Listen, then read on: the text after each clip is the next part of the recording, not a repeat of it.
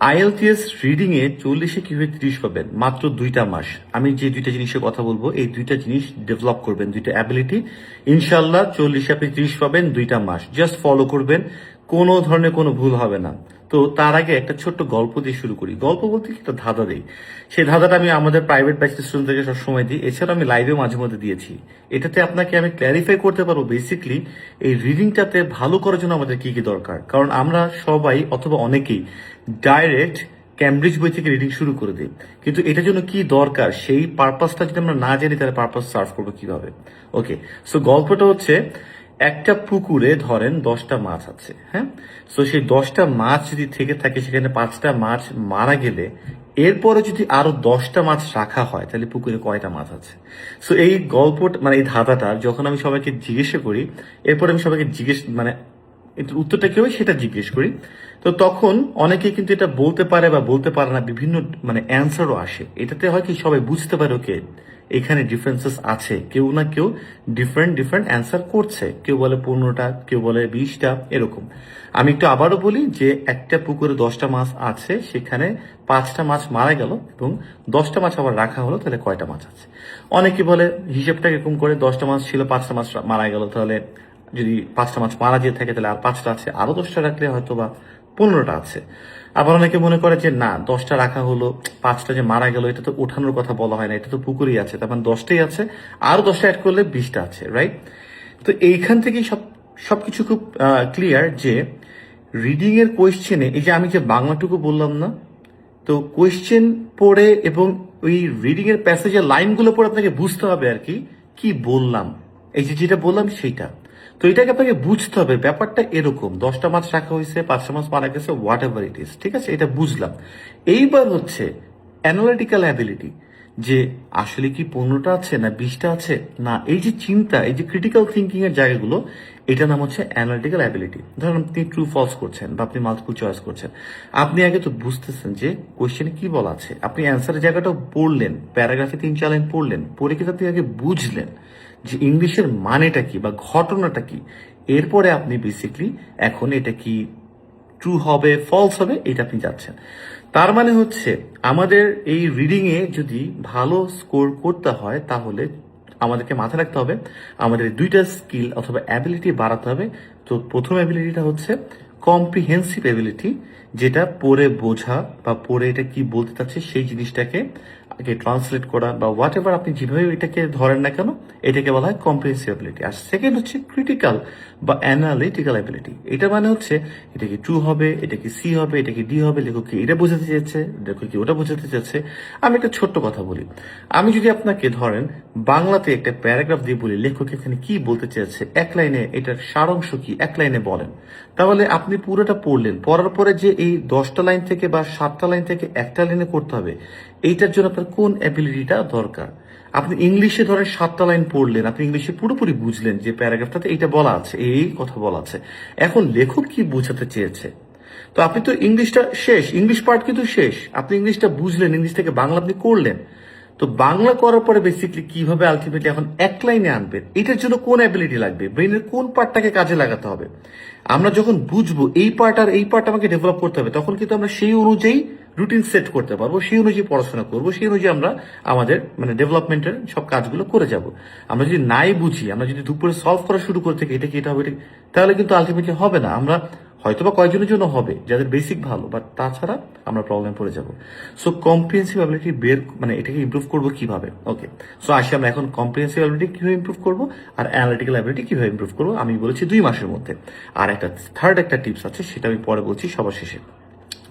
Third আরেকটা skill basically সেটা develop করতে হবে, বাট আগে আমি বলে দিচ্ছি কম্প্রিহেন্সিভ কি মানে পড়ে বোঝা। তো এটার জন্য আমি একটা কাজ করতাম, আমি যে কাজটা করতাম, কারণ আমি জানি আমাদের বাংলাদেশি ছেলে মেয়েদের পড়ার অভ্যাস খুব কমে গেছে। আমি না, আমার কাছে মনে হয় এখন পৃথিবীতে সবারই পড়ার অভ্যাস কমে গেছে। সো ইংলিশ পড়া তো দূরের কথা, আমরা একটা বই না পড়ে একটা মুভি দেখতে, সেইটার ঘটনাতে যদি কোনো একটা নভেল না পড়ে কোনো একটা মুভি থাকে বা কিছু একটা থাকে, আমরা সেটা দেখতে বেশি আগ্রহ প্রকাশ করি। তো এই ক্ষেত্রে আমাদের পড়ার জায়গাটা পড়তে হবে, এই জন্য আমি 5টা বই পড়তে বলি আমাদের প্রাইভেট ব্যাচের সব স্টুডেন্টদেরকে। সো 5টা বইয়ের নাম আমি কমেন্ট বক্সে লিখে দিব। বাট এটাকে কিভাবে কি পড়বো? তো আমরা ফার্স্টে পড়বো যতটুকু স্পিডে পড়লে আমরা বুঝতে পারি। আবারও বলছি, যতটুকু স্পিডে পড়লে আমরা বুঝতে পারি। সো আমরা পুরো লাইনটা পড়বো যতটুকু স্পিডে খুব ফাস্ট যাব না বা 2-3টা ওয়ার্ড স্কিপ করে যাব না। যদি আমরা কোনো ভোকাবুলারি না পেরে থাকি আন্ডারলাইন করব, ওইটাকে বাদ দিয়ে আমরা পড়বো। একটা সেন্টেন্সের ভাই 70% বুঝলে সেন্টেন্সটা কি বলতে চাই আমরা বুঝতে পারি। সো ভোকাবুলারি আমাদের যদি দুর্বল থাকে আমরা এটাকে আন্ডারলাইন করব। আমাদের প্রাইভেট ব্যাচের স্টুডেন্টদেরকে আমরা আরেকটা রুটিনের মধ্যে আরেকটা সেগমেন্ট আনি যেখানে বাধ্যতামূলক 25টা ভোকাবুলারি মুখস্থ করতে হয়, এটাকে আমরা ওই পার্টে ফেলে দিই। সো রুটিনটা কিন্তু খুব ইম্পর্টেন্ট এবং এটাকে মনিটর করা ইম্পর্টেন্ট। আপনাদেরকে এখন আপনাদেরকেই মনিটর করতে হবে। সো আমরা ভোকাবুলারি যে বুকটা থাকবে, নোটটা থাকবে, সেখানে রেখে দিব, ঠিক আছে। বাট এখন কি করব, আমরা পড়বো। আমরা যে স্পিডে বুঝতে পারি সব সেই স্পিডে পড়বো। এখন যদি ভাই আমাদেরকে এই একটা পুরো পেজ পড়তে 2 ঘন্টা লাগে, এটাই আমার যদি স্পিড হয়ে থাকে, অ্যাকসেপ্ট ইট, কিচ্ছু করার নাই। কোনো ধরনের কোনো কোচিং সেন্টার কেউ এসে আপনাকে কোনোভাবে, যত ইউটিউবে ভিডিওস দেখেন, যত যেখানে যাই দেখেন না কেন, আপনি কোথা থেকে আপনার পড়ার যদি স্পিড স্লো থাকে আপনি ভালো স্কোর করতে পারবেন না। আপনি যতই ক্যামব্রিজের এইটা বলে যে কি বলে একটা, যে একজনকে দেখছিলাম আর কি, যে বলছে আর কি যে মেবি এরকম থাকতে নট গিভেন হবে, কি কি যেন এরকম বলে, এইগুলোতে কোনো কিছুতে কাজ হবে না। সো আপনাকে তাহলে কি করতে হবে, আপনাকে ডেভেলপ করতে হবে, ইমপ্রুভ করতে হবে, এটা স্পিড বাড়াতে হবে। তাহলে স্পিডটা কিভাবে বাড়াবো, আপনার কোয়েশ্চেনটাকে আগে বুঝতে হবে। আমি যদি একটা গড় করে নিই, এভারেজ করে নিই, একটা কোয়েশ্চেনে কতগুলো লাইন লেখা থাকে, যেগুলো একটু বড় কোয়েশ্চেন মোটামুটি। তো একটা কোয়েশ্চেনে হয়তো বা 10টা ওয়ার্ড থাকতে পারে, আমি ধরে নিচ্ছি 10টা ওয়ার্ড আছে, একটু বড় কোয়েশ্চেন 10টা ওয়ার্ড আছে। আর এই কোয়েশ্চেনটা এভারেজে কোনোটা কম কোনোটা বেশি হবে। প্যারাগ্রাফের কয়টা লাইনে থাকতে পারে, 3টা লাইনে। তো 3টা লাইনে কয়টা ওয়ার্ড থাকতে পারে, 10টা বা 12টা, ধরুন 12টা থাকে, তো 3 12 36টা, আর এদিকে 10টা 46টা, ধরলাম 50টা ওয়ার্ড টোটাল খেলা। তার মানে কোয়েশ্চেনটা বুঝতে এবং প্যারাগ্রাফ থেকে বুঝতে টোটাল 50টা ওয়ার্ড আমাদেরকে পড়তে হবে, বুঝতে হবে। এটা হচ্ছে বোঝার পার্টটা গেল। এইবার অ্যান্সার বের করতে গেলে আর একটু সময় লাগবে। তো আমি আরেকটা পার্টে যদি আপনাদেরকে একটা বলতে থাকি যে 40টা কোয়েশ্চেন আমাদেরকে সলভ করতে হবে রিডিং এ। 40টা কোয়েশ্চেনের জন্য আমাদের 60 মিনিটস। তো কোনোটায় তো 1 মিনিট 20 সেকেন্ড লাগতে পারে, কোনোটায় তো হয়তো বা আমাদের 40 সেকেন্ড লাগতে পারে, কোনোটায় 60 70 80 সেকেন্ড 90 সেকেন্ড লাগতে পারে, কোনোটায় 2 মিনিটও লাগতে পারে। তো আমরা ধরলাম যে আমরা 40টাতে 1 মিনিট 20 সেকেন্ড করে আমি যদি ধরি, বা 1 মিনিট 10 সেকেন্ড করে যদি ধরি, তার মানে 70 সেকেন্ড ধরলাম, আমি 70 সেকেন্ডসে আছে। এটা জাস্ট ধরে নিলাম, 2 মিনিট রিভিশনের জন্য রাখলাম বা 3 মিনিট। এই ক্ষেত্রে এই 70 সেকেন্ডস এর ক্ষেত্রে তার মধ্যে আমাদেরকে কি করতে হবে, পরীক্ষার কোশ্চেনটা বুঝে আমাদেরকে ওখানে পড়তে হবে 70 সেকেন্ডস টাইম। তো 70 সেকেন্ডস টাইমের মধ্যে পুরো একটা কোশ্চেনের উত্তর দিতে হবে। তার মানে বোঝার পার্টটা তো আছেই, ক্রিটিক্যালি যে আবার অ্যান্সার বের করতে হবে, এটা কি ট্রু হচ্ছে না ফলস হচ্ছে, সেটার জন্য আবার আরেকটা পার্ট রাখতে হবে। তাহলে 70 সেকেন্ডসের ভিতরে আপনারা কতটুকু পার্ট বোঝার জন্য রাখতে চান, কতটুকু পার্ট, কতটুকু সময় আপনারা এই ক্রিটিক্যাল জায়গাটাকে ডেভেলপ, মানে ক্রিটিক্যালি অ্যান্সারটাকে বের করার জায়গাটায় রাখতে চাচ্ছেন। সো এইটা হচ্ছে আরেকটা পার্ট। তো আমি যদি ধরে নিই আপনি 40 সেকেন্ডস বোঝার জন্য রাখতে চাচ্ছেন বা 30 সেকেন্ডস ক্রিটিক্যাল পার্টটার জন্য, তো তাহলে বুঝতে হবে যে আমার এই 50টা ওয়ার্ডস পড়তে 40 সেকেন্ডস লাগবে। 50টা ওয়ার্ড পরে আমি বুঝতে পারি 40 সেকেন্ডসে। তার মানে পরীক্ষার জন্য এই রকমের একটা জায়গায় এতটুকু স্পিডে আমাকে বুঝতে হবে। আমি কি বুঝতে পারছি? কারণ কোনো কোয়েশ্চেন রিডিং এ আপনি পড়ে না বুঝে তো অ্যান্সার করতে পারবেন না, তো আপনাকে তো পড়ে বুঝতেই হবে। তাহলে আপনাকে কতটুকু সময় পড়ে বোঝার জন্য দিতে হবে, আর কতটুকু সময় থেকে অ্যান্সারটা বের করার জন্য ক্রিটিক্যাল অ্যানালিটিক্যাল অ্যাবিলিটি, হ্যাঁ, মানে ক্রিটিক্যাল রিজনিং, এইসব জিনিসগুলোকে অ্যাপ্লাই করে, ব্রেনের ওই পার্টটাকে অ্যাপ্লাই করে আপনাকে অ্যান্সারটা বের করতে হবে। তার মানে হচ্ছে 40 সেকেন্ডস ধরলাম আমি 50 ওয়ার্ডস। এখন আপনি যে একটা গল্পের বই পড়েন, আমি ফার্স্টে যে গল্পের বইটা বলি, আমি যদি কমেন্ট বক্সে লিখে দেবো দ্য সিক্রেট। এই সিক্রেট বইটা আপনি যদি পড়েন, যখন আপনি পড়বেন, আমি সব স্টুডেন্টদেরকে ম্যান্ডেটরি 2 আওয়ার্স পড়তে বলি। 2 আওয়ার্স বই পড়তে হবে। এটার অনেকগুলো কারণ আছে কেন 2 আওয়ার্স বলি। পরীক্ষাতে 3 ঘন্টা, ব্রেনের স্ট্রেস ডেভেলপমেন্ট। সিক্রেট বইটাই কেন, ছোট বই, লেখা দেখতে সহজ, এটা পড়লে ভাল লাগে, মোটিভেশন আসে, এই আনসার্টেন একটা জার্নিতে এটা আমাদের হেল্প করবে। এগুলো নিয়ে অনেক পরে কথা বলবো, বাট দ্য সিক্রেট বইটা বলি। এখন আমি আপাতত অন্য টপিক নিয়ে কথা বলছি। সো সিক্রেট বইটা থেকে আমার থেকে বুঝতে হবে যে একটা পেজে যদি 200টা ওয়ার্ড থাকে, এবং এইটা পড়তে মানে আইএলস-এর যে বেঞ্চমার্কটা, আমি যেটা ধরে নিচ্ছি 40 সেকেন্ড দরকার আমার 50টা ওয়ার্ড বুঝতে। তো 200টা ওয়ার্ড বুঝতে আমার 3 4 12, তার মানে 2 মিনিট লাগবে। তার মানে একটা পেজ যদি অন এভারেজ 200 ওয়ার্ড লেখা থেকে থাকে, ধরলাম আমি 200 বা আরো বেশি থাকতে পারে। সো 200 অথবা যদি 300 থাকে, 200 যদি থাকে তাহলে আমাকে 40, 3 গুণ 40 দিলে 120 সেকেন্ড হয়, তার মানে 2 মিনিট লাগবে। তো একটা পেজ, ছোট পেজ সিক্রেট বইটাতে, তো 200টা ওয়ার্ড যদি থেকে থাকে, তাহলে এই বইটার পেজটা আমার যেটা স্ট্যান্ডার্ড সেটাতে 2 মিনিট লাগে। এখন আমি দেখব এই বইটা পড়তে আমি পড়ে পড়ে মানে বুঝতে বুঝতে আমার 2 মিনিট লাগে নাকি 10 মিনিট লাগে। যদি আমার 10 মিনিট লেগে থাকে যায় এই 200 ওয়ার্ড পড়তে, এটাই আমার স্পিড। Accept it. অ্যাকসেপ্ট করতে হবে ভাইয়া পুরা, হতাশ হলে চলবে না, নাহলে আমরা পারবো না। Accept it. কিন্তু ভাইয়া আপুরা, আমি একটা জিনিস বলতে পারি, এই 10 মিনিট তোমার এক সময় 2 মিনিট হবে। 2 hours এভরিডে পড়তে হবে। দেখো কিভাবে এটা কাজ করে। হাসপাতাল আমরা বাংলা দেখলেই দুঃখ করে তার বুঝতে পারি, কারণ কি হাসপাতালটা বড় ওয়ার্ড, কিন্তু আমরা যদি হা ত ল এইটুকু দেখি না, তাহলে কিন্তু আমরা বুঝতে পারি হাসপাতাল বলা আছে। কিন্তু ইংলিশের ওয়ার্ডের সাথে আমাদের এই আয়ের মানে এই প্রসেসিং এর কিন্তু ইন্ট্রোডাকশনটা নাই, মানে এটা অভ্যস্ততাও নাই। সো এটা যখন আমরা 2 ঘন্টা ডেলি পড়তে থাকবো, প্রথম দিন দেখবেন আপনাদের 5 মিনিট লাগছে 200 ওয়ার্ড পড়তে, তারপরে দেখবেন 4.5 মিনিট, তারপরে দিন দেখবেন 4.25 মিনিট, তারপরে দেখবেন 4 মিনিট, তারপরে দিন দেখবেন যে আস্তে আস্তে কমে কমে এইটাতে 1 মাস থেকে 1.5 মাস 2 ঘন্টা পড়লেই দেখবেন যে আপনি আপনার জায়গায় চলে আসছেন। 2 মাস আমি বেশি বলেছি।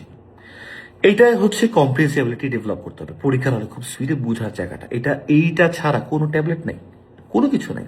আর একটা হচ্ছে স্ট্র্যাটেজি, টিপস, ট্রিক্স, এগুলো কোচিং সেন্টার, এগুলো আমরাও শিখাচ্ছি, এগুলো বিভিন্ন জায়গায় শেখাচ্ছে, কিন্তু এই ডেভেলপমেন্টটা পরে বোঝা এটা আপনাকে করতে হবে। আর সেকেন্ড যে জায়গা জিনিসটা হচ্ছে ক্রিটিক্যাল অ্যাবিলিটি। হ্যাঁ, এটা তো আমরা হেল্প করি, কারণ আমরা যখন অ্যান্সারগুলো দেখাই দিই, ব্রেনের জায়গাগুলো খুলে যে এটা এইভাবে এইভাবে করে আমরা করবো, খুব কুইক করতে পারি। কিন্তু এটা আপনি কিভাবে নিজে নিজে করতে পারবেন, এটা হচ্ছে আমি বলি এটাকে ব্যাক ক্যালকুলেশন। আপনি প্রতিদিন সাধারণত এই অ্যানালিটিক্যাল অ্যাবিলিটিটা বাড়ে মানুষের common sense, civic sense, puzzle solve করতে করতে, গেমেও বাড়ে, অনেকভাবে বাড়ে। এখন আমি তো বলবো না আপনি গেম খেলে বাড়ান, আইএলটিএস এর আগে আপনি 2 মাস কি করবেন। সো চেষ্টা করবেন। এখন অনেকগুলো ক্যামব্রিজ হয়ে গেছে, একটা সময় ক্যামব্রিজে অনেক লিমিটেড এডিশন ছিল। ফর এক্সাম্পল, আমি যখন 2016 সালে এখানে কানাডাতে আসি, 15 সালের দিকে আমি যখন প্রিপারেশন নিচ্ছি তখন অনেক কম ছিল। এখন এই 5 বছর আরো আমাদের অনেকগুলো চলে আসছে, অনেক ক্যামব্রিজ চলে আসছে, অনেকগুলো টেস্ট চলে আসছে। সো এই টোটাল 60 ডেইজে আপনি চেষ্টা করবেন 60টা ক্যামব্রিজ সলভ করার জন্য অবশ্যই। এবং এটা কিভাবে করবেন, এই 60টা না হলে 40টা, যদি আপনি মনে করেন 20 দিন আপনি এটা করতে চাচ্ছেন, একটু একটু করে আস্তে আস্তে ধরবেন, করতে পারেন, কোনো সমস্যা নেই। আপনি একটা যখন ক্যামব্রিজ সলভ করবেন, তারপরে যে জিনিসটা সবচেয়ে বেশি ইম্পর্টেন্ট হচ্ছে ব্যাক ক্যালকুলেশন। ক্যামব্রিজ আপনি দিলেন, পরীক্ষা দিলেন, যেমন আমাদের এখানে মক টেস্ট, আমরা এভলিউশন বেসড মক টেস্ট নেই, নট ফিডব্যাক বেসড। ফিডব্যাক মানে তো ফিডব্যাক দিয়ে দিলাম। এভলিউশন মক টেস্টটা কি, আপনি পরীক্ষাটা পুরোটা দিলেন, দেওয়ার পরে আপনি দিলেন, আপনি পেলেন 40-এ 20 বা 25, এটা আপনার স্টেটাস। এই ডিফিকাল্টি লেভেলে আপনি এরকম পারফর্ম করবেন, এটা আপনার ইম্প্রুভমেন্ট না। টুকিটাকি যে ইম্প্রুভ হয় একটু পার্লামেন্ট, ওইটা আমি এটাকে ইম্প্রুভমেন্টের মধ্যে ধরি না। তাহলে ডেভেলপমেন্টাল জায়গাটা কোথায়, যেটা আমরা করি সাধারণত মক টেস্টে, আমরা তো টিচাররা দেখাই দিই, বাট আপনার জায়গা কোথায়, আপনাকে করতে হবে ব্যাক ক্যালকুলেশন। অঙ্কের ব্যাক ক্যালকুলেশনের কথা মনে আছে, যে রেজাল্টটা যেটা আসে সেটাতে আমরা উল্টা চাই। উল্টা, ফর এক্সাম্পল, আমার অ্যান্সারটা মিলছে না, আমি তখন অনুশীলনে যে শেষের দিকে যে রেজাল্টটা বের করে এরপর উল্টা যাওয়ার শুরু করি না, এটা ওই টাইপের ব্যাক ক্যালকুলেট করা। তার মানে হচ্ছে আমি অ্যান্সারটা যদি যেটা পারিনি সেগুলো ব্যাক ক্যালকুলেট, মানে কি অ্যান্সারটা দেখে এটা কেন হলো, এটা কি টাইমের জন্য 4-5টা প্যারামিটার আছে, এটা কি টাইমের জন্য হয়নি, এটা কি আমার অ্যান্সার অনেক নিচে ছিল সেই জন্য হয়নি, আমি কি ওয়ার্ড বুঝিনি, মানে আমার ভোকাবুলারিতে কি এখনো প্রবলেম আছে সেই জন্য হয়নি, বা আমি কি ট্রিকটা বুঝতে পারছি না, বা আমি কি বেশি নার্ভাস হয়ে গিয়েছি কিনা, বা আমার কি কম সময় ছিল নাকি বেশি সময় ছিল। এই যে জায়গাটা আপনি 40 মিনিটস টাইম দিবেন ভাই আপনারা, please please please please 40 minutes. এই ব্যাক ক্যালকুলেশন জন্য 40 মিনিটস দিবেন আপনি। আপনি এক্সাম দিচ্ছেন 1 ঘন্টা, এটা কিন্তু আপনার ইম্প্রুভমেন্ট না, ওই 40 মিনিটস আপনাকে ডেভেলপ করাচ্ছে। ওই 40 মিনিটস আপনি যে রেজাল্টস গুলো পেলেন না, নেক্সট টাইমে দেখলেন আপনার 10টা থেকে 2টা মিটিগেট হয়ে গেছে, 2টা মিনিট আপনার দেখবেন যে আপনার আর লাগছে না, হচ্ছে না, প্রবলেম হচ্ছে না। এরকম করে যে 40টা আপনি যদি করেন ভাইয়া পুরা, দেখবেন যে আপনারা একেবারে এটার 40-এর ভিতরে 30 বা কোনো বিষয় না। ব্রেনের কিছু কিছু পার্ট আছে, একবার খুলে গেলে দেখবেন যে অ্যান্সারগুলো আপনি পারছেন। আর এদিকে যে কম্পিউটার এটা তো আপনি রেগুলার 2 ঘন্টা পড়বেনই পড়বেন, ঘুম থেকে হয়ে হোক। আর যারা চাকরিজীবী আছেন তারা রাতে করতে হবে। রুটিনের নাম একটা ভিডিও আছে আমাদের ইউটিউবে, আমার ইউটিউবের নামটাও Shubho Khan IELTS and basic English YouTube, আপনারা ইউটিউবের ভিডিওটা পেয়ে যাবেন। অনেকগুলো গ্রামারের জায়গা আছে, আপনারা যারা যারা গ্রামারের প্রবলেম আছে তারা আপনারা দেখতে পারবেন। তো থার্ড স্কিল যেটা, সেটা হচ্ছে আমি নাম দিয়েছি, সেটা হচ্ছে ক্যাঙ্গারু স্টাইল। সব প্রশ্ন ওয়ার্ড টু ওয়ার্ড পড়া দরকার নাই। যেমন আপনি যদি টাইটেল বা সামারি লিখতে যান, আপনার ওয়ার্ড টু ওয়ার্ড প্রতিটা প্যারাগ্রাফ পড়তে হবে না। তাহলে কি করবেন, জাম্প করে করে পড়া। এই পড়ার একটা প্র্যাকটিস আছে, এটা আমি স্টুডেন্টদেরকে শেখাই। জাম্প করে করে পড়তে হবে। কোন একটা ভিডিওতে আমি হয়তো একদিন স্ক্রিনে দেখিয়ে দিব, এখানে তো আর কি আমি যেরকম আমার পিসিতে আমি যখন দেখাই তখন আমাদের জুমে লিখিয়ে টিকিয়ে এঁকে অনেক কিছু করে দেখানো যায়। এখানে তো এই ভিডিও আপনি দেখছেন জাস্ট টিপসটা, মানে স্ট্র্যাটেজিগুলো নেওয়ার জন্য। সো এই জাম্প করে পড়াটা খুব ইম্পর্টেন্ট। আপনি যদি সাবজেক্ট, ভার্ব আর অবজেক্টের এই জায়গাতে পড়তে পারেন, তাহলে আপনি সেন্টেন্সের এসেন্সটা পান। আপনার 5টা-4টা সেন্টেন্স পড়লে আপনি পুরোপুরি জিনিসটা বুঝে ফেলবেন। কেমনে বুঝতে ফেলতে পারবেন, এটার একটা ভিডিও আছে আমাদের ইউটিউব চ্যানেলে রিডিং এ, আপনারা একটু দেখবেন কাইন্ডলি। সো তখন বুঝতে পারবেন। তো এইটা খুব ইম্পর্টেন্ট, এটা সব কোশ্চেনের জন্য ইম্পর্টেন্ট না, টাইটেল বা সামারির জন্য ইম্পর্টেন্ট, মাঝে মধ্যে লেখক কি বুঝতে চেয়েছে, মাল্টিপল চয়েস চারটার মধ্যে একটা এটার জন্য ইম্পর্টেন্ট, এবং আপনার যে ফার্স্ট প্যারাগ্রাফটা এটা বোঝা যাচ্ছে আইডিএন এর জন্য ইম্পর্টেন্ট। মাঝে মধ্যে আপনাকে কোনো কিছু বড় পড়ে যেতে গেলে একটু জাস্ট ওভারভিউ নেবেন, টাইম খুব কম, ওটার জন্য ইম্পর্টেন্ট। সো এই ডেভেলপটা করতে হবে। আপনাকে বলে দিলাম সাবজেক্টের দিক থেকে, ভার্বের দিক থেকে, আর অবজেক্টের দিক থেকে, বিকজ এই তিনটা জায়গা থেকে ইনফরমেশন চেঞ্জ হয়। কিওয়ার্ড বলো না, যে কিওয়ার্ড মানে কি বড় জায়গা, বড় মানে নাম, প্লেসের নাম টাম বা নাউন থাকলে, অথবা লেখা যদি একটু বলে থাকে, আমার অনুযায়ী কিওয়ার্ড এগুলো না, এগুলো অন্য, ওইটা অন্য কিওয়ার্ড। মেইন কিওয়ার্ড হচ্ছে সাবজেক্টের ভার্বের অবজেক্টের, যেখান থেকে বেসিক্যালি ইনফরমেশন চেঞ্জ করা থাকবে। সো ভিডিওটা অবশ্যই ভালো লাগবে, এইটা ফলো করেন 2 ঘন্টার রিডিং এবং ব্যাক ক্যালকুলেশন 40 ডেজ অ্যাটলিস্ট। ইনশাল্লাহ আপনি 40-এ 30 পাবেন, এতে কোনো ভুল হবে না, আপনি আরো বেশি পাবেন। আপনার লেভেলটা অ্যাটলিস্ট 30-এর মধ্যে আপনি মানে লিফট করতে পারবে। তো ভিডিওটা ভালো লাগলে অবশ্যই লাইক বা রিয়াকশন তো দিবেনই, কমেন্ট বক্সে জানাবেন। অন্য কিছু দেখতে চাইলে অবশ্যই আপনাদের বন্ধুদের সাথে শেয়ার করবেন। পরবর্তী ভিডিও দেখা হবে আবার। ভালো থাকবেন, আল্লাহ হাফেজ।